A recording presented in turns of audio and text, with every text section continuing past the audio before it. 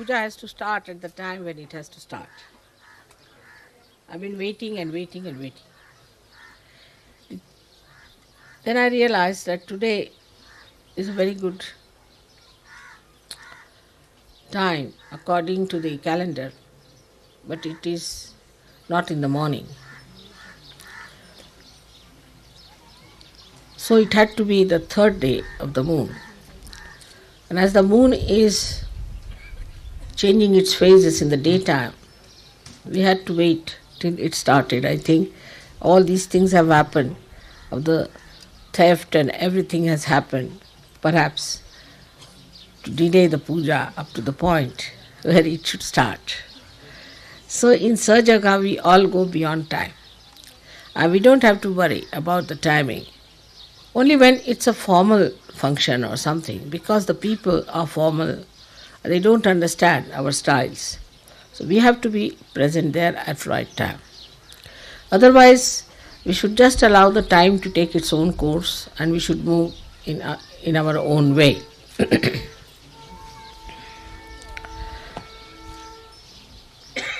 Now for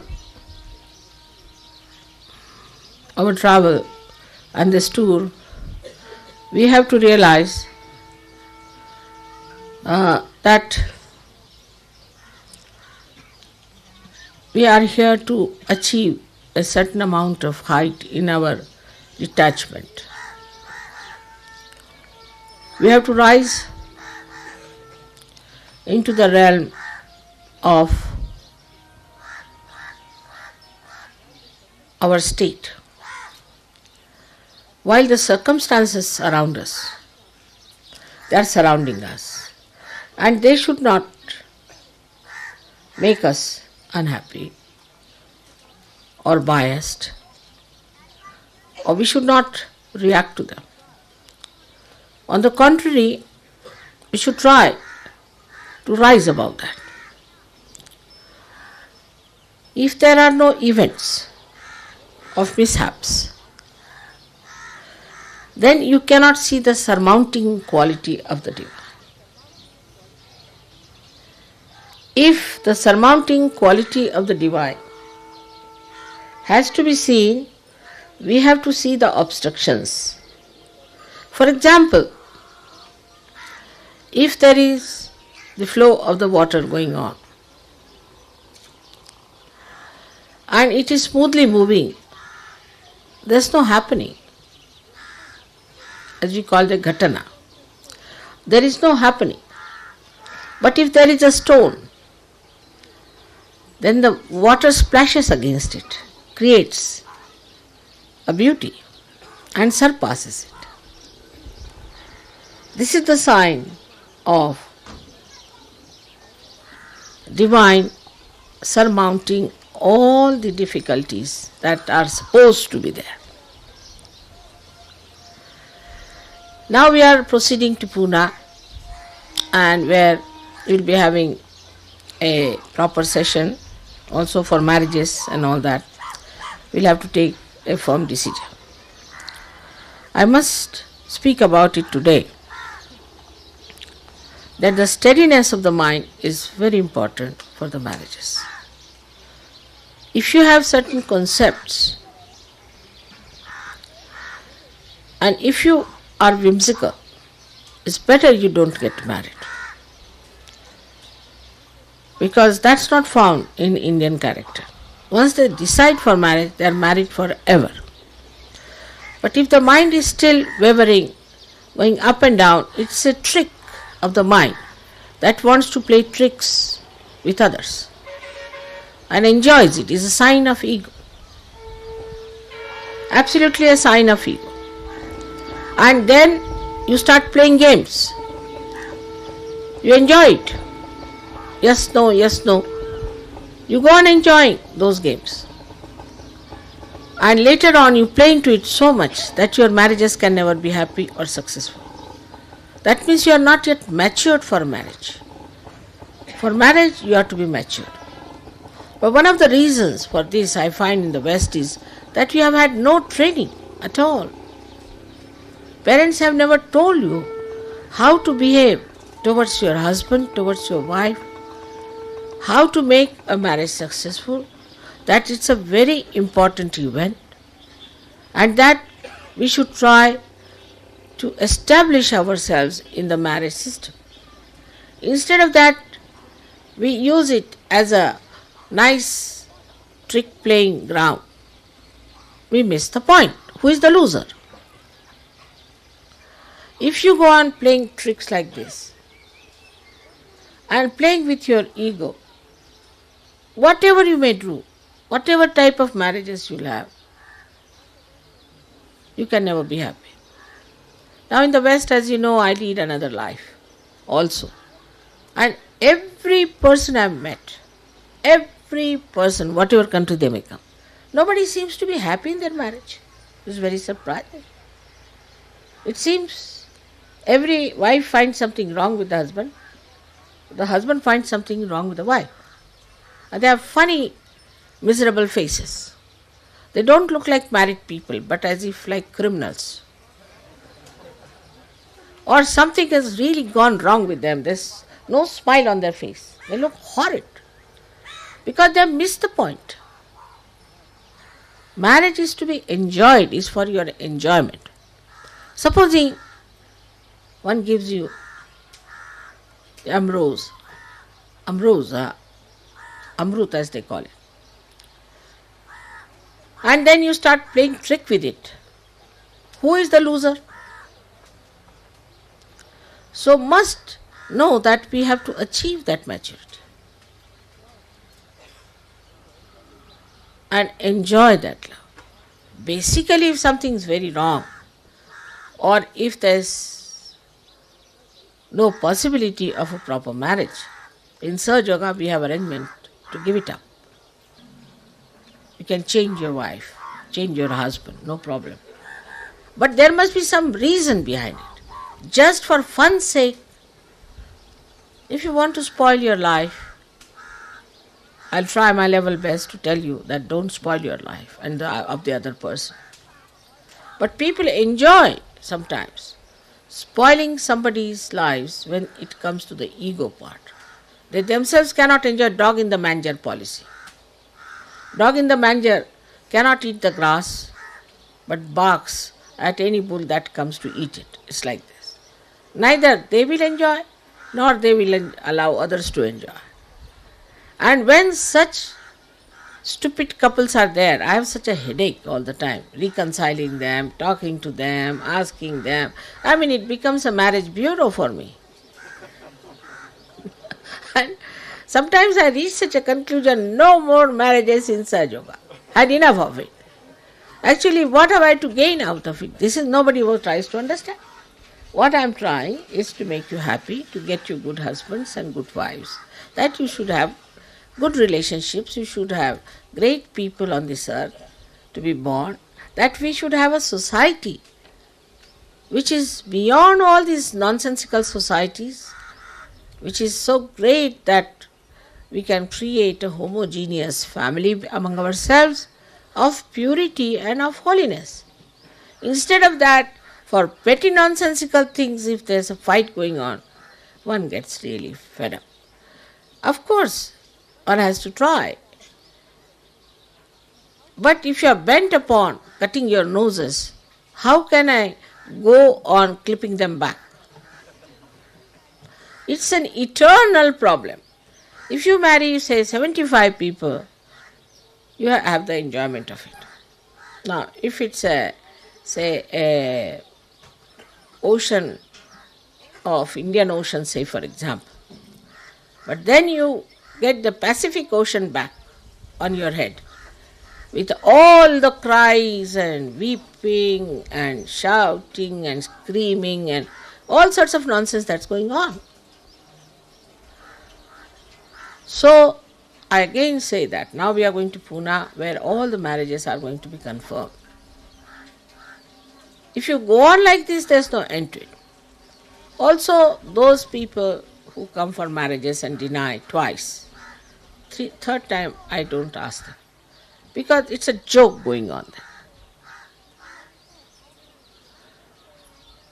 You do not know how many nights I have spent selecting people. As it is, you are from 25, 30 countries. Yesterday you saw that. You have different conditionings, different styles, different everything. Heights different, ages different, faces different, aptitudes different. So combine all these things, so very difficult. Sometimes I think if you are overeducated, then better to give you a simple woman so that your little pressure is reduced. You can share with her. But if you are equally educated people, then both the heads may be.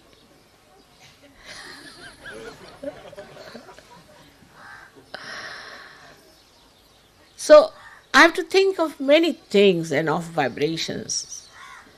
But somehow or other you can defy, and you try to defy it. All right, doesn't matter. But who is the loser is the point. Today I had to speak to you about this, because in Sahaj we have to take the way it comes as it comes. Whatever comes in our way, we should take it. We should not sort of say, I have fallen in love. There's nobody falls in love, it rises in love in Sahaj.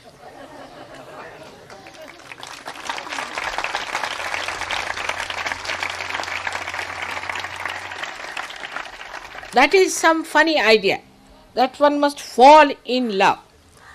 Because, you see, that means you must do something sinful or something absurd. So many people have told me, Mother, I am not fallen in love with her. How can you fall in love? You fall into some ditch, or you may fall into some river or something like that. I didn't understand, how do you fall in love? It's a solid stuff.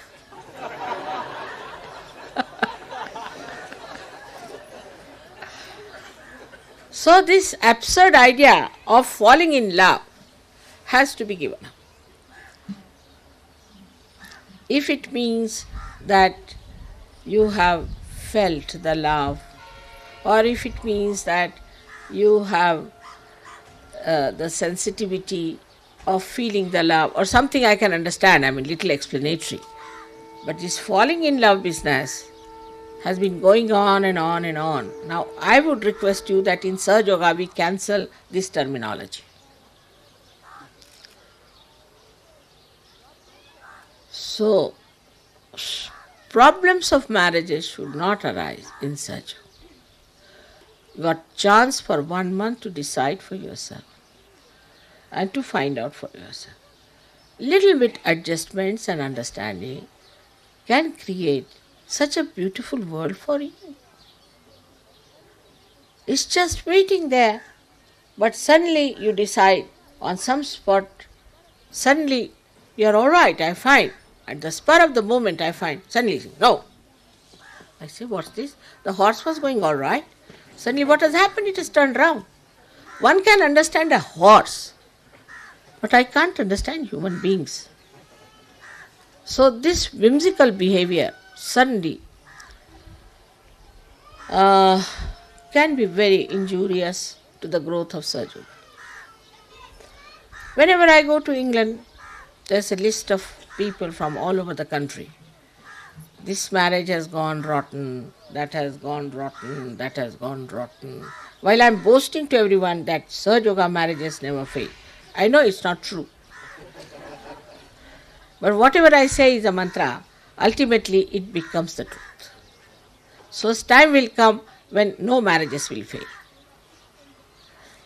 But you have to join hands with me and cooperate and should understand how much I have worked hard to bring about these events. And marriages should not make you happy or unhappy, because to marry is not the ultimate in life. But it happens, after marriage people get lost. They don't come to Sahaja Yoga. After that we are enjoying our honeymoon for the last 3 years. Oh, wonderful Sahaja Yogis who are leaders suddenly get lost. That also may be a fall in love, maybe, I don't know. But this kind of nonsense, even if it is 1 or 2, it's such a headache.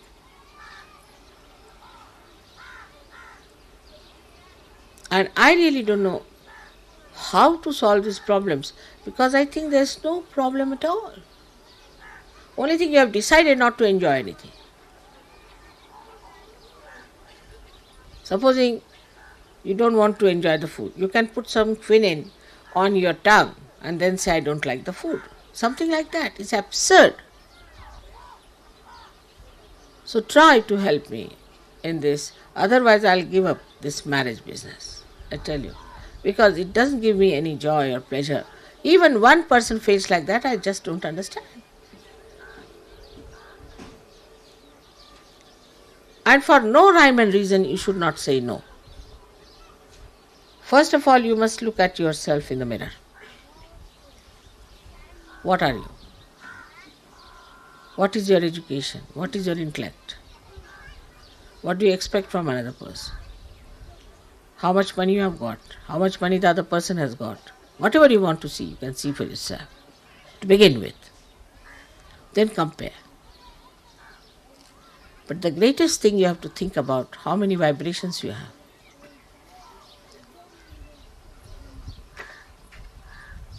How much Sahaja Yoga the other one knows. You are marrying for your ascent. If the other person has vibrations much more than yours, then you should not unnecessarily boast of nonsensical, gross things. The person is much subtler. Make use of that. Whether it's a woman or a man, I don't say. But I just say that see for yourself, where are you? Especially for beginners who are beginning to take to Sahaja Yoga. It's better to marry some matured Sahaja Yogi so that they can ascend very well, much faster. And also if the other party is not so good, maybe, we have to work. We have to save that person. After all, they are not yet matured, but they are Sahaja Yogis. They want to do. So try to work it out in that way. I think you will understand the seriousness. This is the most important work that ever happened on this earth so far. Your marriages are very important, and you have seen the photographs where the gods themselves have blessed you.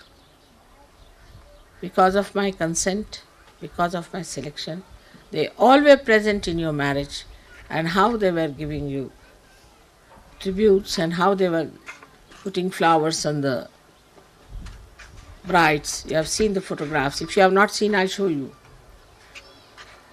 But if you are not a seeker, and if you are not seeking your higher ascent, then you go into nonsensical things and nonsensical ideas. So better be careful not to do such a thing. Don't think too much of yourself. Another note of caution, that you see the way Indians pamper their son-in-laws. So don't get mad. Also they pamper their daughter-in-laws very much. It's done in India to create better relationships, because we don't have the balloon of ego so much here. But here, as soon as somebody pays attention to you, you go off. So better be careful. It's a custom here to look after the son-in-law, to look after the daughter-in-law. It's a custom. Now it is ingrained from ages.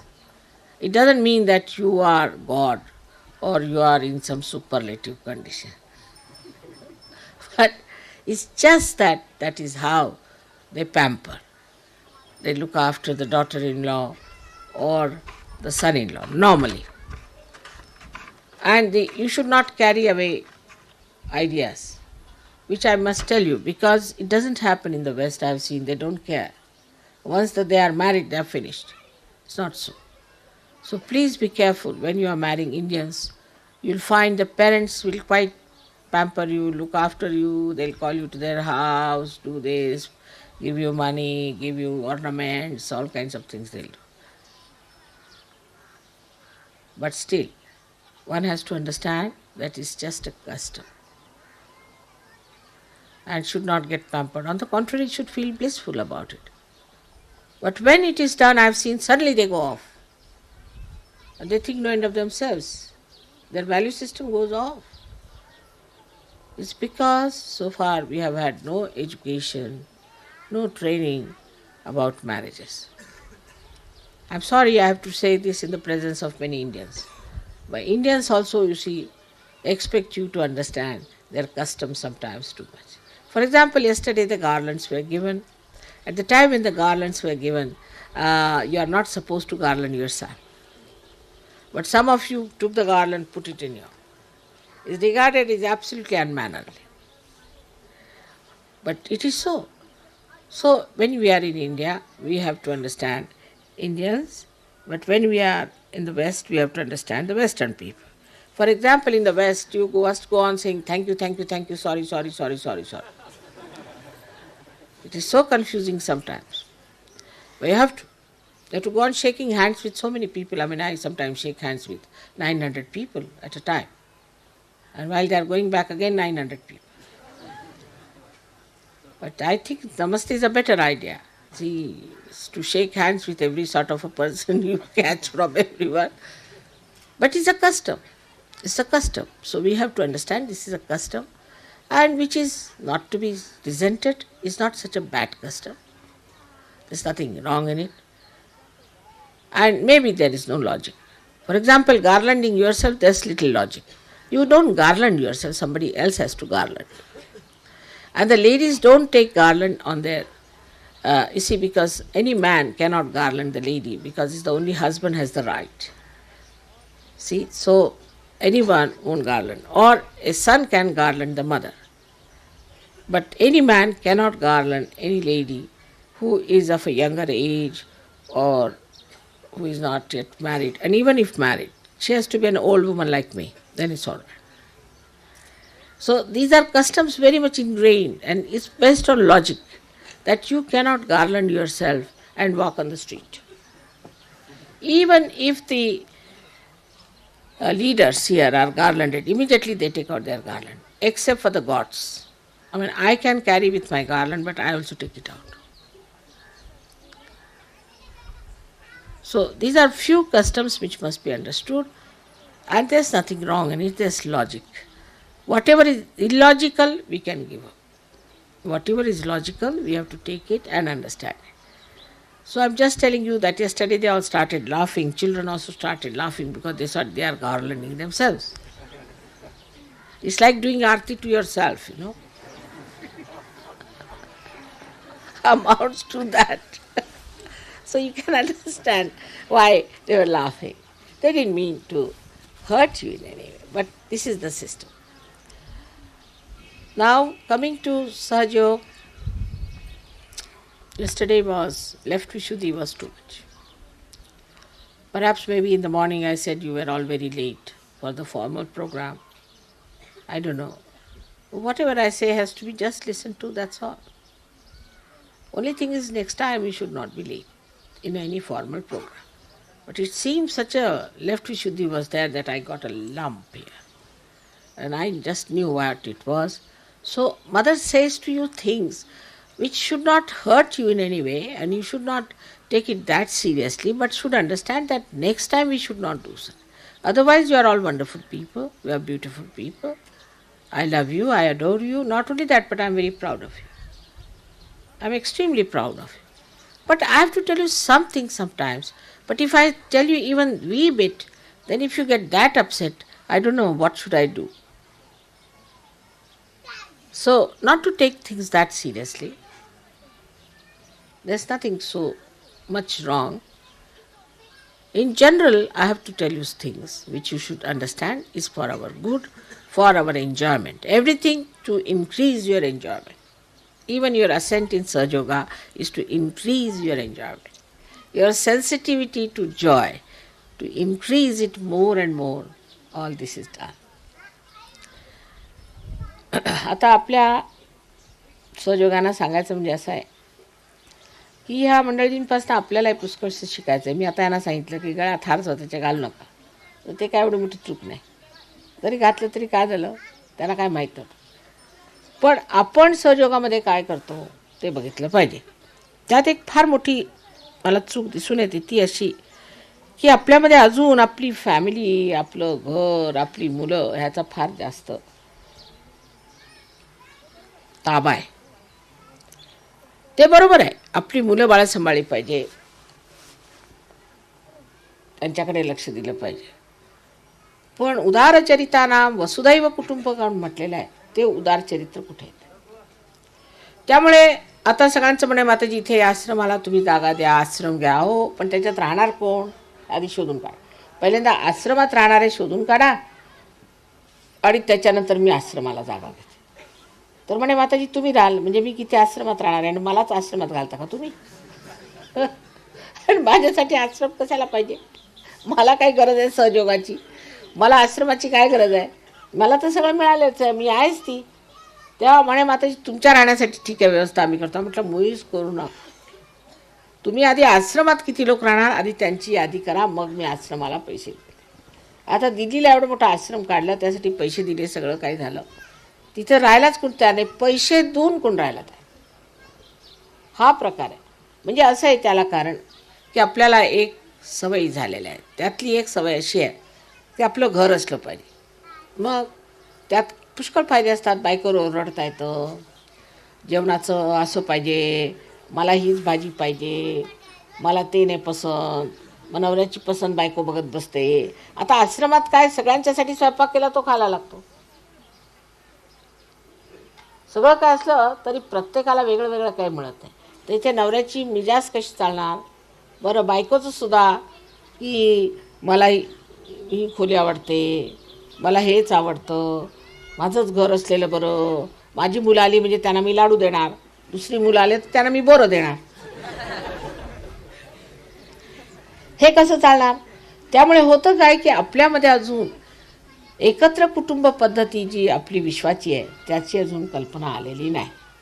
आणि ह्या लोकांचं एक बरं झालं एका अर्थाने की ह्यांचे आईवडील सुटले नशिबाने. त्यामुळे आता हे नवीनच आपण जे संसार थाटलेला आहे, हेच आपलं घर, हीच आपली आई, हेच आपले वडील असं समजून हे सगळे मिळून मिसळून राहतात. इतक्या देशातले लोक आहेत ते मिळून मिसळून राहतात. त्यामुळे बघा किती कमाल आहे, कलेक्टिव्हची किती कमाल आहे. एक गाणं जर आता इथे गुरुजींनी म्हटलं की ते तुम्ही एका वर्षानंतर ऐकून घ्यायचे, सगळ्या गावातनं, सगळ्या देशातनं, सगळ्यांच्या तोंडून ते गाणं येतं. पण तसं आपल्याकडे होत नाही. एकही गाणं, आरतीला सुद्धा पुस्तक घेऊन लोक आता आरती म्हणतात म्हणजे काय म्हणावं महाराष्ट्रात. एक सुद्धा गाणं सगळ्यांना बरोबर म्हणता येते. परत सगळ्यांनी एकत्र राहणं म्हणजे अशक्य गोष्ट आहे. सगळ्यांनी एकत्र राहायचं म्हणजे अगदी अशक्य गोष्ट आहे. कारण प्रत्येकाला आपलं घर पाहिजे, आपली बायको पाहिजे, मुलं पाहिजेत आणि त्यांचं सगळ्यांचं आपापसात ठीक आहे. त्यात आता फक्त असं झालं पाहिजे की मुलांनीच पळून निघायचं घरात, म्हणजे मग ठीक होईल. त्याशिवाय काय मला मार्ग दिसत नाही. आणि म्हणून आपली जी मुलं बाहेरसुद्धा मी लग्न करून पाठवलेली आहेत त्यांच्याबद्दल ही शिकायत आहे की यांना काही घरातलं काम येत नाही, हे राहू शकत नाही, आश्रमातनं पळू बघतात. आता ते इतक्या दिवसापासून घरात राहायची सवय झाल्यामुळे त्या आश्रमाच्या त्या अशा अफाट ह्याच्यात राहणं त्यांना कठीण जातं. त्या सीमित दृष्टीने राहणाऱ्या लोकांना ते कठीण जातं. पण आपण जर सहयोग करायचा आहे तर आपल्याला आश्रमातच राहावं लागणार आहे, हे लक्षात ठेवलं.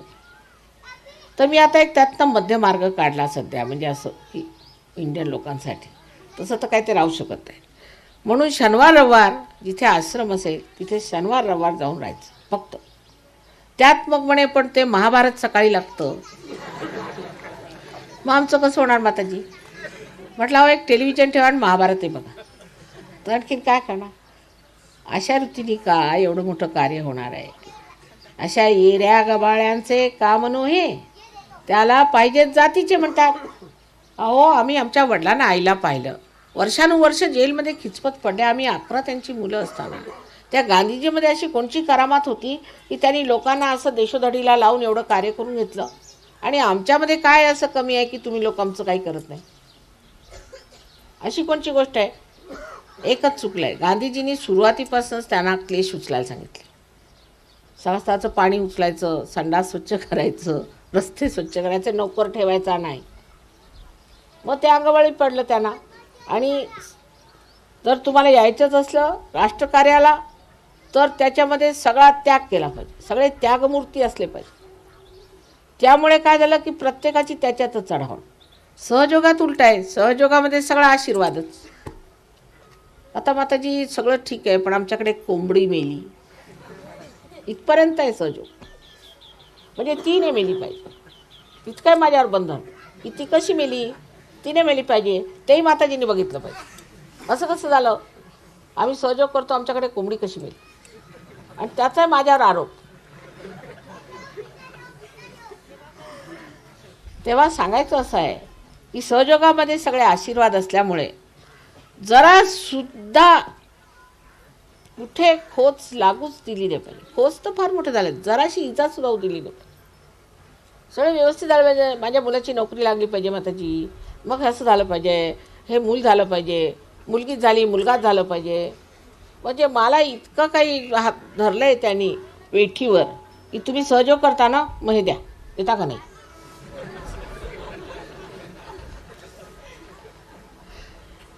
आणि तशीच मराठी भाषा आपली आहेच परखड. परखडपणे मलाच म्हणायचं की तुमचं हे तुम्ही आमचं भलं नाही केलं, तुम्ही आमचं ते भलं नाही केलं, ते भलं करा, हे भलं करा. आपण कशाला? मला का सहयोग पाहिजे का तुम्हाला पाहिजे? पूर्वीच्या काळी लोक जात असत हिमालयावर त्या थंडीत, तिथे कुडकुडत त्यांचे गुरुजी लोक सगळे कपडे उतरून टाकायचे आणि तसे बसा तिथं बर्फावर, एक लंगोट घालून बसवायचे, बसा. त्यात त्यांची परीक्षा घ्यायची आणि त्यात नाही काही जमलं तर द्यायचे दणाक. तसला काही प्रकार आपण केलेला नाही. सगळ्यांना आसनावर बसवलं, हे दिलं, ते दिलं, झालं. पण आम्ही काही दिलं की नाही सहयोगाला, हा विचार करा. तुम्हाला आश्चर्य वाटेल, अजून आपण एकही पैसा सहयोगाला कुणी दिलेला नाही. फक्त जेवणाचे सुद्धा पैसे द्यायचे लोकांच्या जीवावर येतात. सांगायचं म्हणजे आता पुण्याला आम्ही म्हटलं बरं ह्यावेळेला मी हिशोब बघते कसा काय होतो, काय मिळत ते पैसे काय होतो. मागच्या वेळा 75 माणसं फुकट जेवली, फुकट 7 दिवस. तर ह्या वेळेला मी असा नियम काढला की मी सगळे पैसे इथे बँकेत जमा करते, बघते. तर 750 रुपयांनी ठरवले. माताजी मागच्या वेळा खूप तोटा आला, तुम्हाला पैसे द्यायला लागले. म्हटलं बरं ठीक आहे, ते तुमचेच पैसे कमी होतात. तुम्हाला म्हटलं बरं जाऊ दे, मी 100 याच्यातले देते सगळ्यांचे, बाकीचं तर घ्या. तर तरी वाट बघत बसले की आणखीन 50 कमी झाले तर बरं.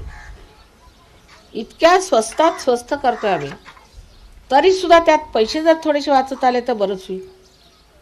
त्यातून एक पैसा सुद्धा आपण कुठेही कशालाही खर्च करत नाही. थोडी बहुत तुम्ही काय वर्गणी देत असाल ती मला त्याबद्दल माहिती नाही, पण सांगायचं म्हणजे असं की आपल्याला एवढं मिळालेलं आहे, आपण काय सहयोगाला दिलं, काय मेहनत केली सहयोगासाठी, आपण परमेश्वरासाठी काय केलं आहे. मला काही नको, मला उगीच तुम्ही साड्या बिड्या देता, काय त्याची गरज नाही. मला पुष्कळ जास्त पण ऐकतच नाही, कोणी किती डोकं फोडून सांगितलं तरी ऐकत. मला काही नको तुमच्याकडे. ती साडी देतात ती नको, आणि जे काय तुम्ही पूजेचे पैसे म्हणून देतात ते सुद्धा त्याचे चांदीची भांडी घेऊन देते तुम्हाला. मला काहीही नको. पण सहयोगासाठी तुम्ही मेहनत करा, स्वतःची मेहनत करा. 4 ठिकाणी बैठत जा, बसत जा. बायकांना सांगितलं दुसऱ्या बायकांना हळदी कुंकाला बोलवा, त्यांना सहयोगाच्या गोष्टी सांगा. अहो जर कुणाचा एखादा जर गुरु असला ना, तो भरमसाठ सांगत बसतो. मी एरोप्लेनने आले, एक गृहस्थाचा कोणी गुरु होता, तर तो आपला झेंडा घेऊन तिथे उभा, त्यांनी लेक्चरच द्यायला सुरुवात केली फर्स्ट क्लासमध्ये की माझे गुरु असे आणि माझे गुरु तसे. रस्त्यावर उभं राहायचं आणि गुरुचं आख्यान सांगत बसायचं. म्हणून सहयोग पसरत नाही. त्याची जबाबदारी घ्यायला पाहिजे. आशीर्वाद आहेत, पण जबाबदारी घेता का तुम्ही काही सहयोगाची? का माझ्याचवर सर्व जबाबदारी आहे? तर आज इथे बसले ध्यानाला, तर माताजी आम्हाला शक्ती द्या की आम्ही जबाबदारी घेणार. असं सगळ्या भारतीय सहयोग्यांनी आज इथे आपल्या मनामध्ये निश्चय केला पाहिजे, निर्धार केला पाहिजे. अहो ते शिवाजी महाराजांसाठी जीव द्यायला निघाले तेच मराठे, आणि आता करतायत काय म्हटलं तर बस्त्याला जाऊन बसलेत म्हणे. गेले कुठे ते? सगळे बाजार मुंगे चालेत आमच्याकडे. तर तेवढा सैनिकपणा पण नाही आहे. काही तुम्हाला सिंहगड चढायला मी म्हणत नाही, फक्त थोडंसं लक्षात घेतलं पाहिजे की आमची जबाबदारी आहे सहयोग वाढवण्याची. जसा एक दारुडा असं म्हणतो की मी दारू पितो तर इतरांनाही दारू वाटलीच पाहिजे, तसंच आता तुम्ही जर या आनंदाचा एवढा उपभोग घेता ते दुसऱ्यांना दिलं पाहिजे, ही जबाबदारी तुम्हाला वाटली पाहिजे. तसंच बायकांनी सांगण्याचं आहे. बायकांना बोलवा. यांचं म्हणणं असं की इकडे सगळे बुद्धिजीवी आहेत. बायका तर बुद्धिजीवी नाहीत. बायकांच्या थ्रू काम करा, ते बरं काम होतं. हळदी कुंकवाला बोलवायचं, हळदी कुंकू द्यायचं. त्या बायकांना सांगायचं असं असं आहे, आम्हाला हा फायदा झाला, हा चमत्कार झाला. चमत्काराचे फोटो दाखवा की त्या बायका आपल्या पुरुषांना ठीक करणार. बायकांच्या थ्रू गांधीजींनी कामं करवली. गांधीजींनी सांगितलं मला हरिजन उद्धार करायचा आहे, तुमच्या बांगड्या उतरून द्या. सगळ्यांनी आपल्या बांगड्या सरळ सरळ त्यांना दिल्या. मी तसं काय म्हणत नाही, तसं काय नाही. पण हळदी कुंकवाला बायकांना बोलवायचं सगळ्यांनी मिळून, हळदी कुंकवाला आहे आणि तिथे करायचं, त्याला काय लागतं. आज आपल्या सहयोगापेक्षा ह्याच गोष्टी मी केल्या, कारण ह्याही गोष्टी फार महत्त्वाच्या आहेत आणि ज्या सूक्ष्म गोष्टी आहेत त्या आता नेहमी सांगत असते. Today I have talk to you about little gross things, it's also important. Of course, I am always talking about subtler things and subtlest, but gross things are also to be looked after. That's very important. We are integrated people, so we cannot allow the subtle to fly in the air. It has to stay in the gross, and the light has to come through the gross. May God bless you.